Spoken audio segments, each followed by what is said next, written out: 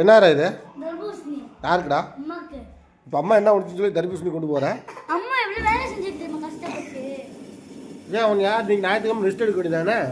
நாளைக்கு full rest எங்க காலையில இருந்து தெரியுமா? ரெஸ்ட் டயர்ட் ஆயிடுச்சு. நாங்கள் என்ன தோசை இட்லியுமா கேட்டுட்டு இருக்க டெய்லோ? அடேங்கப்பா. பரவாயில்ல. இது கம்பு தோசை. கம்பு தோசையா? ஆமா. அப்புறம் ஞாயிற்றுக்கிழமை எங்கேயும் வெளியே போகலையா?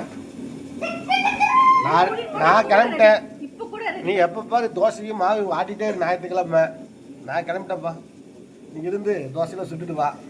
வெளியே கூப்பிட்டா வரமாட்டேங்கிறாங்க. எப்போ பாரு வீட்டில் வேலை செஞ்சுட்டே இருக்கா அப்படிங்க. நானும் சொல்லிட்டு ஞாயிற்றுக்கிழமை ரெஸ்ட் எடு, ஜாலியாக வெளில போகலாம், கடையில் சாப்பிட்டுக்கலாம். கேட்க மாட்டேங்கிறா அப்படி. இதெல்லாம் கேட்கறதுக்கு நல்லாதான் இருக்கு. அப்படியா? கூட்டிட்டு போறேன். வண்டி சர்வீஸ் கொடுத்துருப்பியா? ஒரு தர்பூசணி எடுத்துட்டு வா. ஏய் என்ன வரீங்களா இல்லையா? எங்க? வெளியில தான். இப்போ